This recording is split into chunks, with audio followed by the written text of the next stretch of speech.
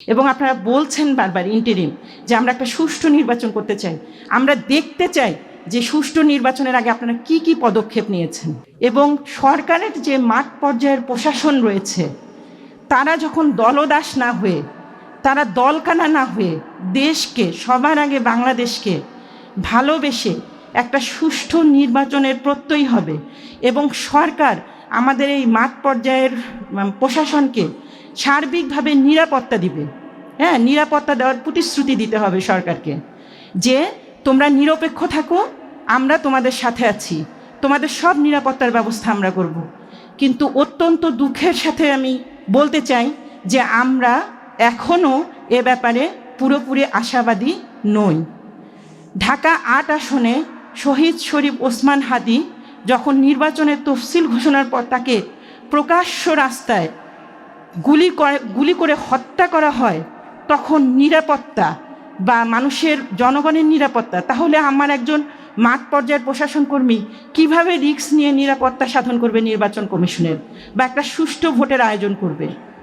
তো আমাদের সরকারকে নির্বাচন হওয়ার আগেই শহীদ শরীফ ওসমান হাদির হত্যার যে সুষ্ঠু একটা বিচার করে জনগণের মনে আস্থা ফিরিয়ে আনতে হবে যে না, আমরা জনগণের নিরাপত্তা দিতে প্রস্তুত, আমরা নেতাদের নিরাপত্তা দিতে প্রস্তুত, আমাদের নেতারা যারা সৎ নেতা তাদেরকে আমরা নিরাপত্তা দিতে প্রস্তুত। তাহলেই না সৎ নেতৃত্ব, যোগ্য ব্যক্তিত্ব চলে আসবে। তাহলেই না আমার অনেক বন্ধুবান্ধব আছে যারা মাঠ পর্যায়ের প্রশাসন, তারা অনেকটা অসহায়। তারা বলে যে নির্বাচনের সময় আমরা অনেকটা অসহায় হয়ে যাই, আমরা কিছু করতে চাইলেও করতে পারি না। আমাদের সাংবাদিক ভাইরাও আসছেন এই তালিকায়।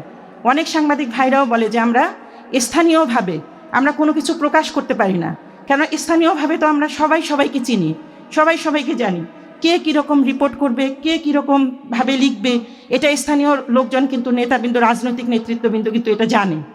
তো আমি চাই যে আমাদের এই যে লড়াকু সাংবাদিক ভাই, আমাদের যে স্থানীয় প্রশাসন, তাদেরকে সরকারকে এটা কনফার্ম করতে হবে যে না, তাদেরকে আমরা সার্বিক নিরাপত্তা দিব, তাহলে না একটা সুষ্ঠু নির্বাচন হওয়া সম্ভব।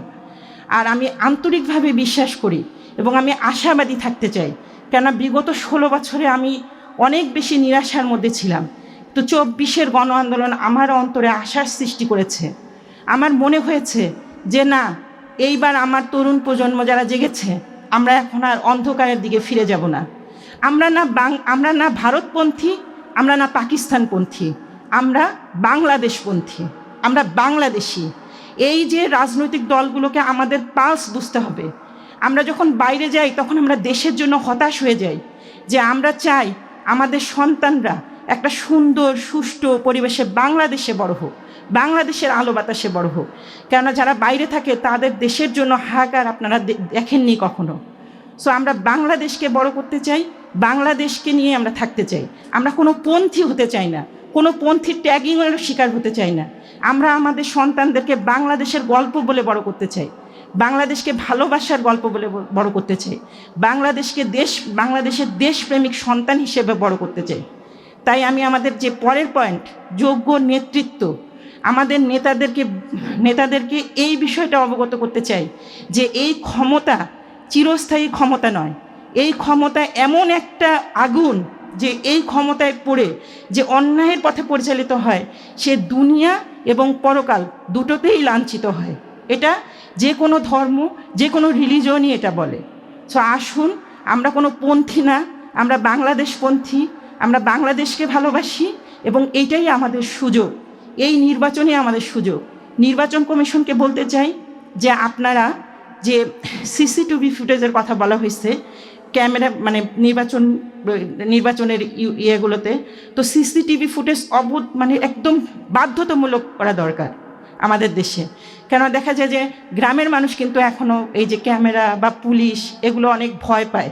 হ্যাঁ, সো এই জিনিসটা করা দরকার। এবং মাঠ পর্যায়ের নেতা যারা প্রশাসন, সাংবাদিক, তাদের নিরাপত্তা দরকার, সাধারণ মানুষের নিরাপত্তা দরকার।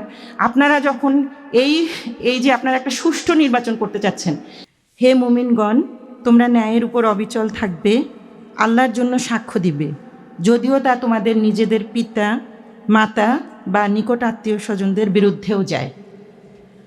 সো এই যে আমাদের নতুন বাংলাদেশ, আসলে আমরা কেন বলছি নতুন বাংলাদেশ? আমি ৭১কে ধারণ করি, আমার সন্তানদেরকেও আমি ওইভাবেই বড় করার চেষ্টা করেছি। কেননা আমি জানি ৭১ না হলে আমাদের যে আমরা ৭১-এর মুখোমুখি কেন হয়েছি, ৫২, তারপর আমরা ৬৯-এর গণ আন্দোলন, এগুলো কেন করেছি? শুধুমাত্র আমরা আমাদের মুখের কথা বলতে চাই, আমরা স্বাধীনভাবে আমাদের মুখের কথা বলতে চাই। যখনই আমরা স্বাধীনভাবে মুখের কথা বলতে পারিনি, তখনই আমাদের প্রতিবাদী হতে হয়েছে। ৭১-এর পর আমরা আশা করেছিলাম যে আমরা আমাদের সকল ভুলভ্রান্তি উতরায় নতুন একটা বাংলাদেশ তৈরি করতে পারব, কিন্তু দেখা গেল যে আমাদের স্বপ্ন সেই স্বপ্নই থেকে গেল। তারপরে আমরা স্বৈরাচার বিরোধী আন্দোলন করলাম, তখনও আমাদের মনে হয়েছে যে এরপর মনে হয় আমরা নতুন করে স্বপ্ন দেখতে পারবো। তারপর আমরা যখন স্বৈরাচারকে হটিয়ে নতুন করে তত্ত্বাবধায়ক সরকার নিয়ে এলাম, সব কিছু আমরা মনে করলাম যে না, এখন একটা সুষ্ঠু নির্বাচনের মাধ্যমে 5 বছর পর পর ক্ষমতা পরিবর্তন হবে এবং একটা নিরপেক্ষ তত্ত্বাবধায়ক সরকারের মাধ্যমে একটা নির্বাচন হবে, সুষ্ঠু নির্বাচন হবে, তারপর ক্ষমতা পরিবর্তন হবে। কিন্তু আমরা বিগত 16 বছরে কি দেখলাম, যে আমি এখন 2 সন্তানের মা, কিন্তু আমি ভোট দিতে পারিনি। তো একটা সময় শেষের দিকে ভোট দেওয়ার প্রতি অনীহা জেগে গিয়েছিল, মনে হয়েছিল যে আজকে ভোটের দিন, তাহলে আমরা একটা ট্যুরে যাই, ভোট দেওয়ার তো দরকার নেই, আমার ভোট তো কাউন্ট হবে না। তো বাংলাদেশে যে বিপুল সংখ্যক তরুণ গোষ্ঠী, সবার ভোটের প্রতি একটা অনীহা তৈরি হয়েছিল। আমি যেহেতু ঢাকা বিশ্ববিদ্যালয়ে থাকি এবং ঢাকা বিশ্ববিদ্যালয়ে পড়াশোনা করেছি, সো ওই পালসটা আমি খুব ভালো বুঝতে পেরেছি যে আমাদের তরুণ প্রজন্ম জানেই না যে কিভাবে একটা সুষ্ঠু নিরপেক্ষ ভোট হয় এবং উৎসবমুখর ভোট হয়। আমাদের জনগণ কিন্তু অনেক সহজ সরল, মানে ভোটটাকেও তারা উৎসব হিসেবেই নেয়।